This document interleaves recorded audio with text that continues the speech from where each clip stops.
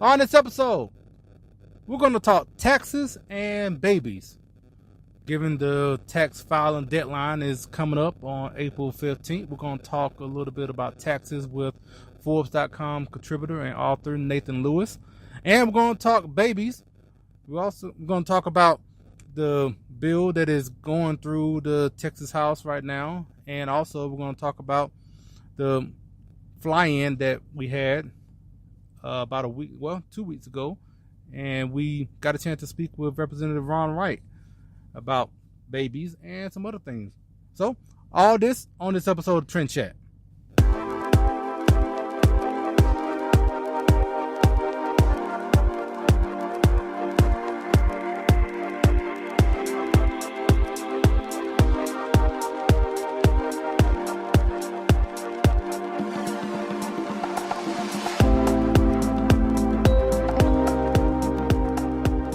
From the highways of America, here's the podcast where we talk politics, a little entertainment, some culture, and this and that from the road to your ears. This is Trend Chat with your host, Brian Bledsoe.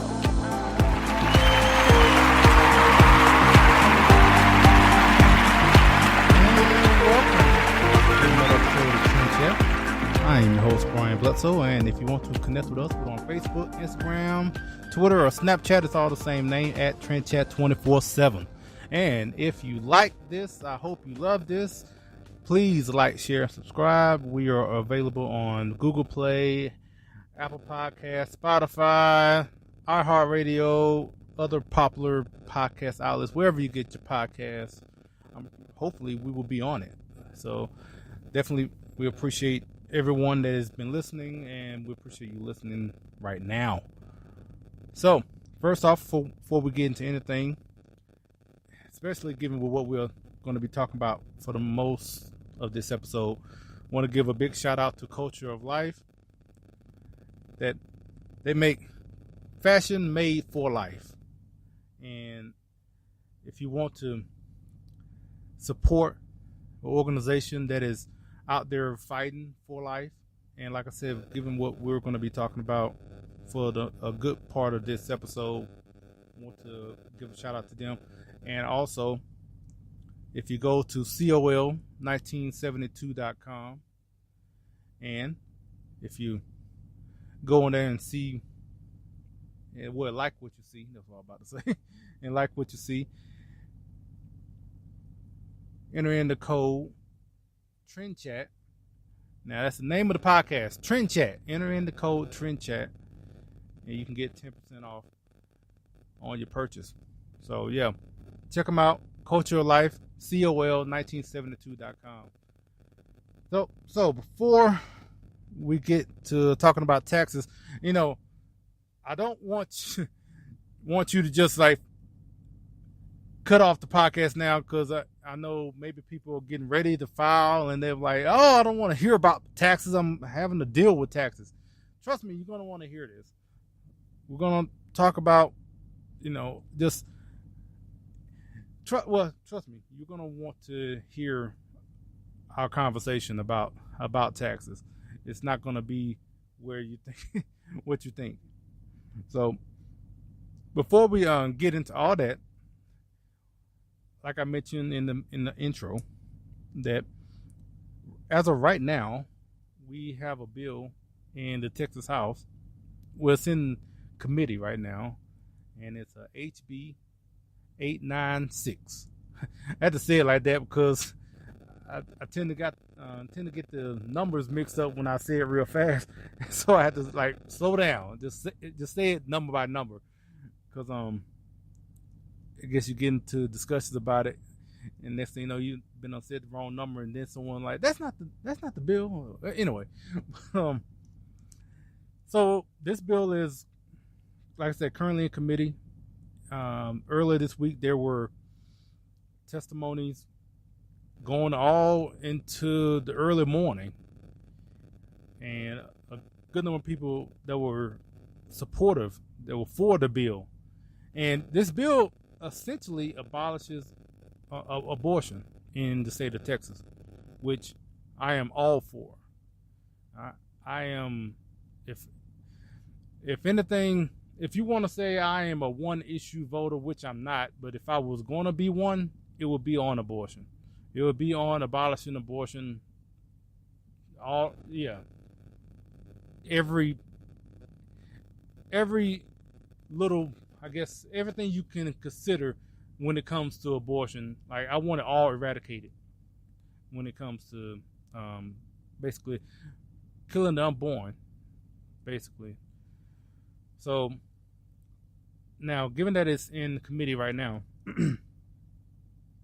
and it's kind of hit a bit of a snag, a hurdle, as far as getting out of committee. And right now, we're in the stage, I guess, and looking to, I guess, making some compromises as far as to getting this bill out. So, as it's written, personally, I'm 100% for what is in the bill as of, right now. But I'm pretty sure that some people have concerns on some of the language in the bill, and which is making it to where, I don't know, maybe either we'll concede to those compromises or just move forward with it and just try to go with it as is. And it looks like the bill as it is right now will probably not make it out of committee, unfortunately. But I do want to mention again, the name of it is the number is HB 896. So, and I would hope for it to at least get on the floor for a vote, but we haven't even got there yet. Like I said, we're still in committee, and so we'll hopefully maybe get some news on it. Maybe get a chance to talk to some people about it in future episodes. So I just wanted to get that out, and for the people in Texas, and especially if you want to look it up, I say again, it's 896, and if you want to look up the bill, and if you want to contact your representative about it, or at least the ones that are in committee, and especially, I know I have. So, well, the thing about it, my state rep is the one who authored the bill, so Tony Tinderholt. So, and like I said, I'm in support of it. I have made that known already to their office. So let's get to talking about taxes. Yeah, look, that's right. I said we're going to talk about taxes. Get your hands off the device. Yeah, it's not going to be what you think. Just listen. Just trust me on this. You're going to enjoy it. But before we get to that, let's hear a word from our friends with the Founder Project. Hello, Trend Chat fans.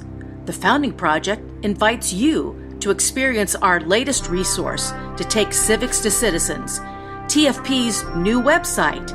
Visit us at www.thefoundingproject.com. Be a part of the civics movement with The Founding Project. The Founding Project is a 501c3 education nonprofit. Join us today.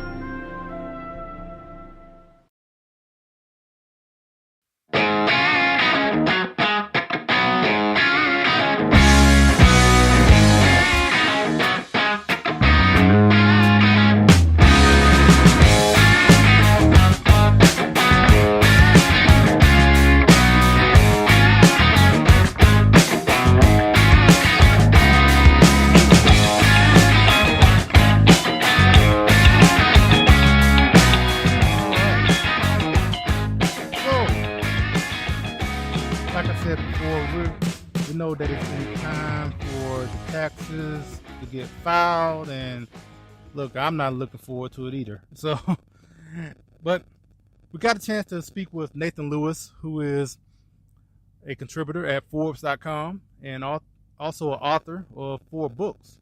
So I wanted to make sure I say this, because apparently when I did it during the interview, it didn't come out right. So you're not going to hear me do the introduction during the interview. So yeah, so without further ado, this is Nathan Lewis with Forbes.com. Also, like I said, he's the author of 4 books. The book we're going to kind of focus on is called The Magic Formula. So here we go. Great to be here today. One thing I saw, I guess the name of your column on Forbes.com is 21st Century Capitalism. And right. I guess first question I would want to ask is, what is 21st century capitalism as opposed to, I guess, 20th century capitalism? Excellent question. And that's exactly what my new book, The Magic Formula, is about. Well, if you look at the capitalism of the 19th century, what you had was very minimalist government, especially in the United States. You know, federal government, there was no income taxes, very minimalist federal government, currencies based on gold, very reliable long-term currencies. And it was in many ways enormously successful. The United States got rich, the Industrial Revolution, everyone got rich really. But as societies got wealthier, they started to get involved in all this socialistic stuff, which was all new and untried in those days, right? And communism. Well, we spent the 20th century running all these experiments in communism and socialism, and communist central planning of the Soviet Union and China was a giant disaster, and we abandoned that. And the ideas of the 19th century that you could redistribute income and have tax high incomes at very high rates, that really didn't work either. The economic consequences of doing that, and it just wasn't, there was never any income was never redistributed, right? It just disappeared. So it didn't really work. What did work in the 20th century was government services funded by very broad, simple taxes.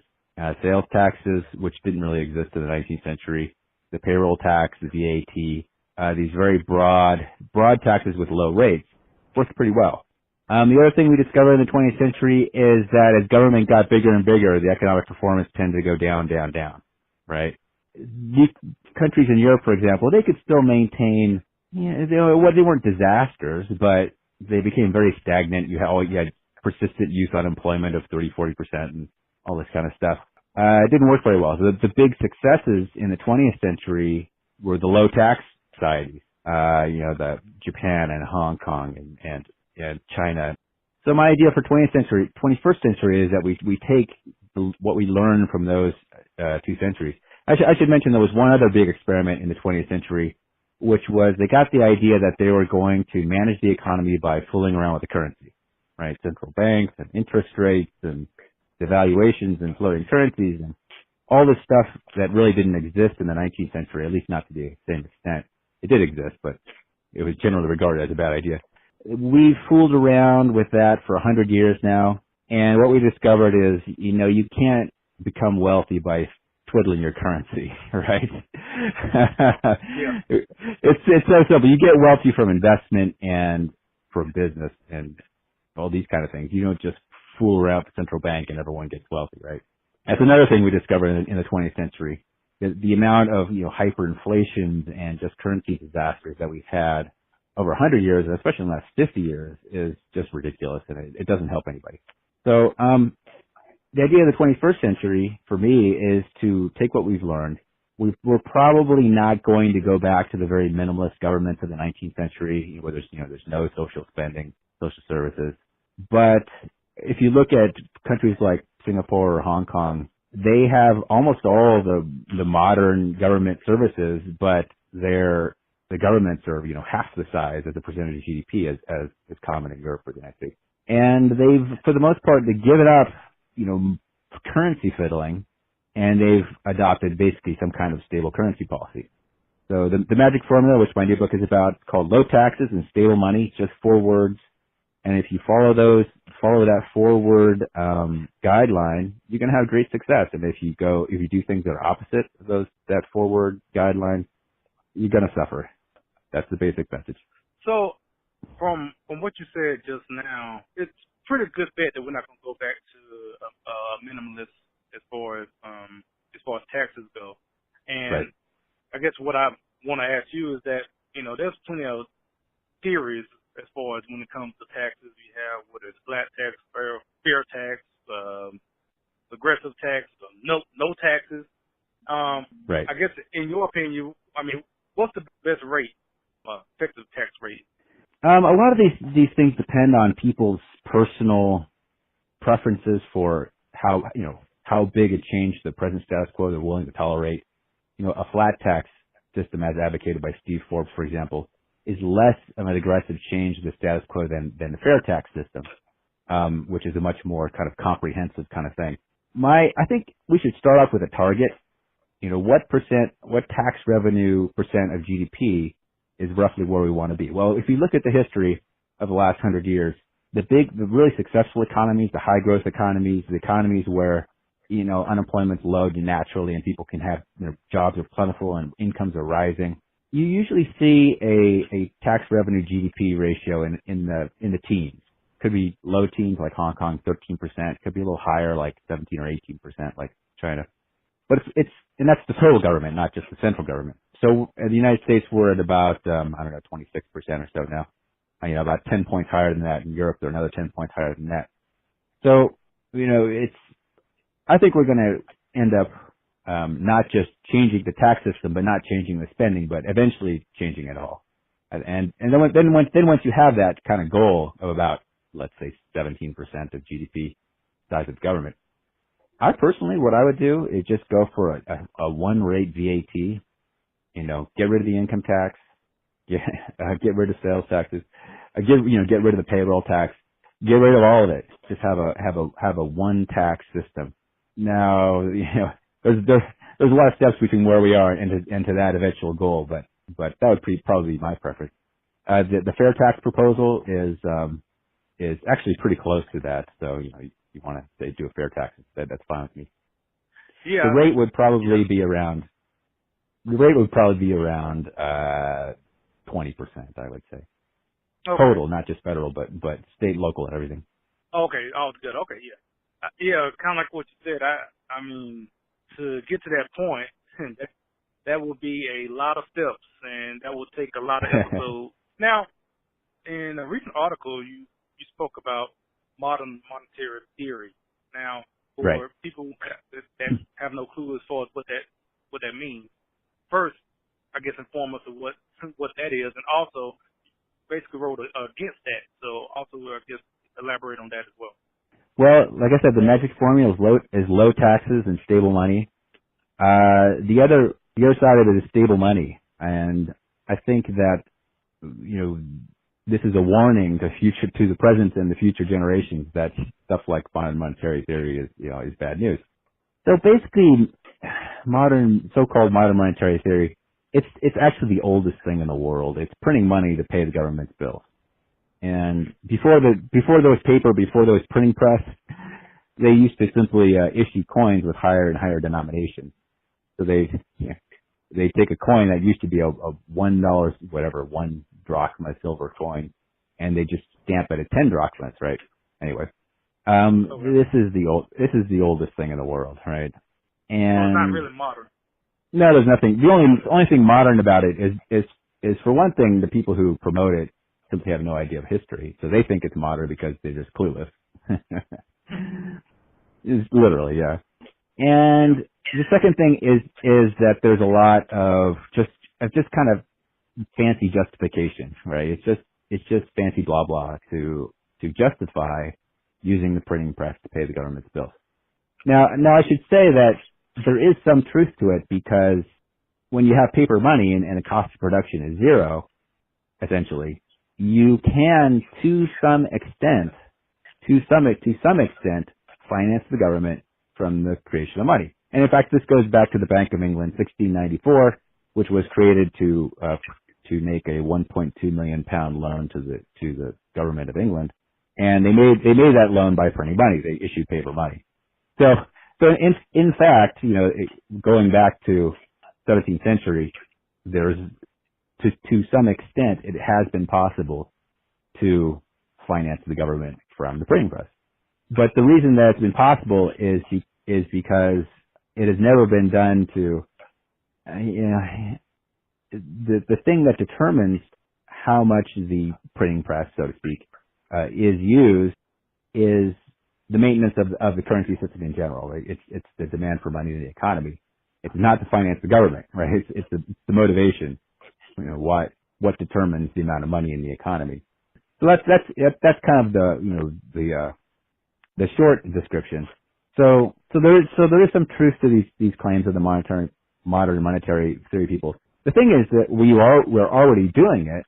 We've been doing it for 200 years, 300 years, and we're already enjoying as much advantage from that as we can get. So so we're not arguing about that because we've been doing it for 300 years, right? So what are these people arguing? Well, they're basically arguing, since we're already doing what they're saying, and have been for centuries, what they're really arguing is that we should print more money because spending money is fun. Well, every country that does that, descends into hyperinflation eventually. And that's also been around forever. So I mentioned the Bank of England in 1694. Actually, one of the very first examples of government financing themselves with paper money creation was the colony of Massachusetts in 1690. So the Americans actually beat the British a little bit. And as you can imagine, the currency eventually ended up worthless. So you know exactly where that goes. There's all this stuff. It's as old as the hills, and it all comes out the same way every time. Isn't it something like, I guess one example I'm thinking of is like Zimbabwe? Isn't it something? Sure. Didn't they do something like similar to that? Yeah, they did. And in fact, hyperinflation is actually very common. Zimbabwe was a particularly dramatic example where they actually got to the point where they were printing $100 trillion bills, which is silly, but it's actually quite common. There were Yugoslavia or Kazakhstan or many other countries have done the same thing in fairly recent times. I did a little survey. According to the IMF, I think I counted 76 countries that have had hyperinflation since 1950. The actual count's probably a little higher than that because I think the IMF missed a few, but it's extremely common. Yet with all these examples, now we're looking to basically to repeat their mistakes. Yes, essentially that's the gist of it. Like I said, there is some truth to the MMT, modern monetary theory claim. But like I said, we're already doing it. We've already been doing it for 300 years. So there's nothing for us to argue about that, right? What they're really claiming, which they don't say, is that we should print more money. We should print an excess, what amounts to an excess of money. And governments that do that, they just get into trouble. I was actually just to make more fun of these modern claims. I was actually reading Faust by Johann Goethe. It was written in the beginning of the 19th century, and if you know the story, it's about this guy who sells his soul to the devil to enjoy wealth and influence. And in the story, Mephistopheles, the devil, actually convinces the king of the country to print money to pay his bills, and it works for a little while. That was 200 years ago. Okay. So if people want to get the magic formula and also want to see more of your work, where would they go? The book is available at Amazon and other places that sell books. My website is newworldeconomics.com, and I have my columns from Forbes there and columns on a lot of economic topics. I also have 3 other books about monetary topics. They're available at Amazon, and more information on my website. But low taxes, stable money, that's the secret. We might, if these MMT guys get a hold of policy, we might have all kinds of disasters. So I want people to remember that. All right, and anything on social media? I have a Twitter account. It is NL, Nathan Lewis, Econ and Policy, although I have to admit it's not real active. Okay. All right. Well, Nathan, thanks so much for your time. Thank you. It's been a pleasure.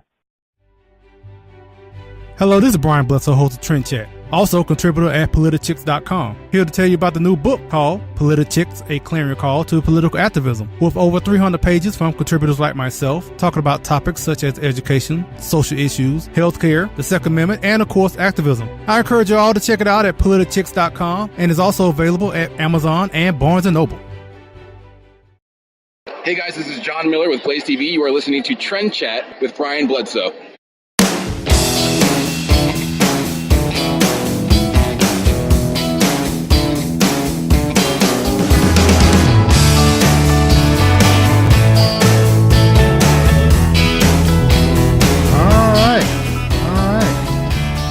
Thanks to Nathan for joining us, and I just want to say I don't know how that first segment sounded. Matter of fact, we're gonna have to play it back before we actually publish it, because we just found out we had a little bit of technical difficulty, and I would not be surprised if I sound a whole lot louder all of a sudden. But anyway, before we get to our interview with Representative Ron Wright, just one, just kind of want to just give a little bit of background as far as when we had this interview. So Heritage Action had what you call a fly-in a couple of weeks ago to go to different offices, mainly Democrat offices, to get signatures for a discharge petition for the Born Alive Abortion Survivors Protection Act. And we went to a number of different offices, and we got a chance to speak with a few of the actual representatives. I think I ran into maybe one or two, other than our interview with Representative Wright. But it was cordial, let's put it that way. I can't say that we ran across anybody that was hostile towards us, especially when we went to Democrat offices. So they at least gave us a hearing, which, they could have been very much in their right to just say go away, but it didn't. So I can at least give them credit for that. But so with that, we got a chance. I mean, I'm in DC, so I should at least go see my representative at least while I'm there, or at least try to. And so we went to Congressman Wright's office, and he was there, and so we got a chance to speak with him. So that's what the interview we're going to play in a couple of minutes. But before we get to that, just want to touch on a couple of things that are going on. Well, one thing I noticed, so if you follow me on social media, so just Brian Bledsoe, not on Trend Chat or anything, but if you follow, I guess my personal, I guess you saw that I posted where I burned myself, and which I wouldn't even have mentioned this if that post wouldn't have gotten so many reactions on Facebook and Instagram. I did not even think that was gonna get anything, and I kept seeing everybody kept posting something, kept reacting to it. I wasn't even gonna post a picture of that. I just thought it was funny, mainly because I had that happen, but right before I caught my flight to DC, and it was funny because I didn't even feel that pain.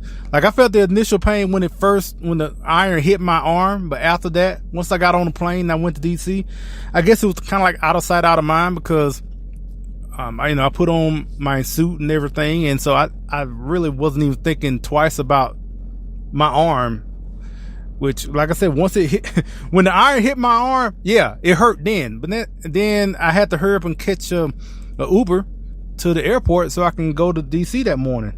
And it didn't even cross my mind. It's funny because once I got back home, because what I did, I flew into DC that morning and flew out the same day, that night. And when I got back home to Texas and got home and took my shirt off and saw the burn, it literally scared me, because I have really forgotten that I even had a burn on my arm. And anyway, now sometimes I get, in the past week or so, some people may ask, oh, what, I had this big bandage on my arm now. They're like, oh, what happened to your arm? And at first I just came out and said, well, I burned myself. And then after so long, a couple more people asked. I just started saying, yeah, you know what? Yeah, I got in a fight with a wolf, and I had to punch him in the face with my left hand, and so he could, run away. And so yeah, he bit me on my arm. Or, yeah, so I make up some little story, and then when they like, most people don't believe it. They already think I'm lying, but I was just saying now I'm just thinking of any story I can think of when someone asks now. It's gonna turn into something crazy sooner or later, because I'm gonna have this on for probably a couple of weeks, look like. So, but anyway, y'all don't want to hear about that. Now I did come across a story. Y'all might not want to hear about this either, though. But and I'll keep it quick. I saw a story saying that Kim Kardashian is looking to become a lawyer, and she's going to take the bar exam in 2022. Okay. I mean, I'm guessing the work that she did last year with Trump and getting, I think her name was Alice Johnson, getting her pardon of clemency. I forgot what it was now, but getting her out of prison, put it that way. And I guess from that has inspired her to go into the law. I don't know, I guess criminal law or whatever. So, hey, I guess, more power to her. She can pass the bar. All right, go for it. For what it's worth, I can say that she would be the most attractive lawyer out there. That's one thing I know right now. How good she'll be as far as winning cases, I don't know, but she'll look good doing it. Let's put it that way. So, but yeah. So I just wanted to get that out first before we get to our interview. So, first we're gonna play one more word from the Founder Project. Also, before we get to that, I definitely want to give a shout out to 1776united.com. Make great patriotic gear, hats, mugs, you name it. And 76 militia-trend chat. Get you 20% off of whatever shirt, mug, hat that you want. So yeah, 1776united.com. Check them out. Also, odgapparel.com. Great Christian wear. I wear the hat, stop being dead all the time. Also, the shirt as well. And they have much more than that, with shirts and hats and mugs as well. But with a great Christian message. And that's odgapparel.com. And if you go there, like what you see, Trend Chat 10, get you 10% off. So I definitely want to bring them up because I appreciate them supporting Trend Chat. So, gonna have a word with the Founder Project, and then we're gonna have our interview with Congressman Wright. Hello to fans of Trend Chat and Brian Bledsoe. The Founding Project, an education nonprofit dedicated to civics, invites you to visit our brand new website. Visit us at thefoundingproject.com. Be a part of the civics movement with The Founding Project. The Founding Project is a 501c3 education nonprofit.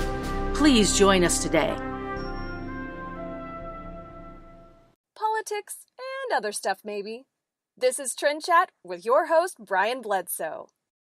Hello, this is Trend Chat, and we are here in Washington, D.C., and we are very pleased to have Representative Ron Wright with us. Now, the last time we spoke was during the midterms, but now we can officially say Representative Ron Wright. So how you doing? I'm doing great. Thanks for having me. So first off, the reason why we're even here is to get signatures for the discharge petition on the Born Alive Abortion Survivors Act. And not only we know that you were a co-sponsor of the act, and we also have found out that you have signed on to the petition. So first off, we are very grateful for that. But for the people that don't know, tell them about the act and why you signed on. Well, Brian, it's an outrage that we're even having to discuss it, that we're even having to do a discharge petition. because this is about babies that survive abortions. They're outside the womb, but they're alive. They're fully alive. And this bill would require that medical professionals provide them with the same care they would any baby that's born that's outside the womb. There shouldn't be any distinction, because we're not really talking about abortion here. We're talking about infanticide, because this is a live human being outside the womb that's going to die unless it gets some kind of attention from medical professionals, like any infant would. And so we're not asking a lot. But it is frustrating and infuriating that we're even having to talk about this, much less have to fight for it. But this is an indication of where we are up here in Washington, where we are with the Democrat majority. They're going to extremes, and the people of the United States, people of Texas in particular, need to know just how radical the Democrat Party in Washington has become. You know, we've gone to different Democrat offices already, and one thing I've even mentioned is that this is kind of like the minimum to ask, really, because like you said, we're not talking about abortion. We're just talking about providing medical care to a baby that's already born. Right. That's all we're asking, really. And I can't believe that I'm even having to come up here to advocate for this. This should be 435, signatures on here, or it should have already been to a vote. Well, that it's an indication of how radical they have become, and particularly on the issue of life. It's very difficult for a pro-life Democrat to even get elected these days. But again, this is different. This is in a category by itself, because we're talking about killing a baby that is already born by refusing to give it medical attention. And it is just an outrage that we're even having to discuss it. But it's an indication of the times we're in. But we're going to continue to fight this. It is unconscionable, the fact that more Democrats have not signed this petition, because what this petition does is it forces a vote on the floor, because so far the Democratic leadership will not allow the bill to come to the floor for a vote. This will force it to come to the floor for a vote. And I believe that, or at least I'm hopeful that enough Democrats would join us in voting for the bill if we can get it to the floor. And that would ensure that babies that survive abortions and are alive outside the womb would get the care they need. Now, we also would know you're part of other committees, so as far as foreign affairs and education and labor. So I guess let us know what's going on in those committees. Well, the Education and Labor Committee, that's a real meat and potatoes committee in the Congress, because that committee affects almost every family in America one way or the other, either from an educational standpoint or a workforce standpoint. And most of the work that's been done on the committee so far, we're still early in the Congress, but most of the work so far has been on the workforce side of things, on the labor side of things. We've had hearings on pensions. We've had hearings on pay equity, hearings on the minimum wage, things like that. We've only had a couple of hearings on education-related issues. On foreign affairs, that's been an extremely interesting committee, because of all of the hot spots in the world that can affect, the people here in the United States. Whether it's Syria, Venezuela, Russia, China, all of that. And those issues come before our committee. So that's been very interesting.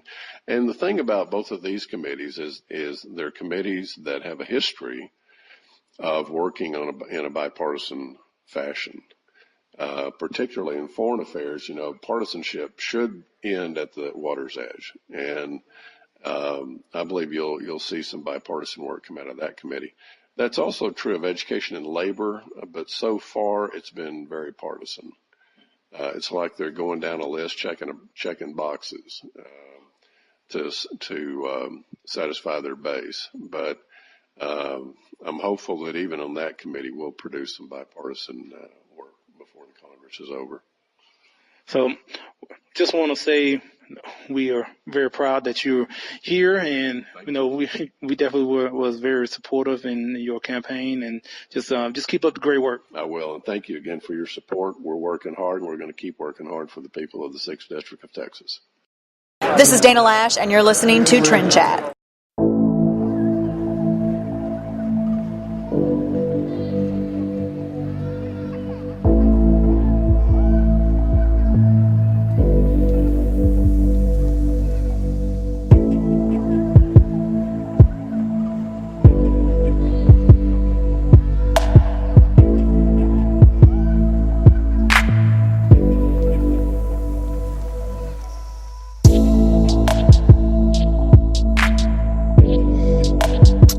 Yep, and thanks to Congressman Wright for joining us.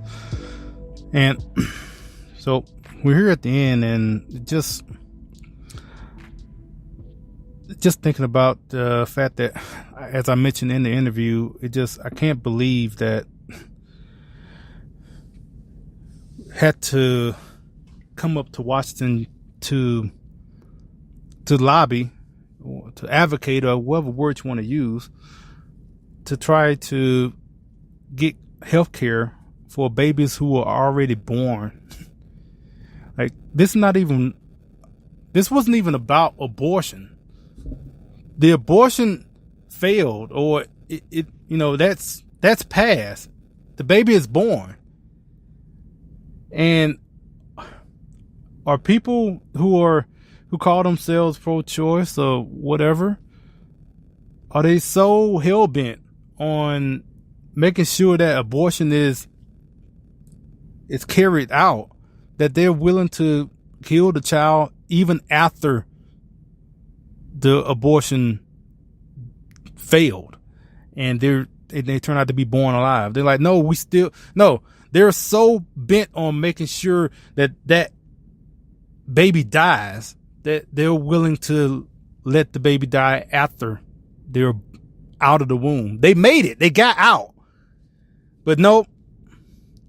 There are people that wanted that baby dead, and they were going to make sure that is what happens.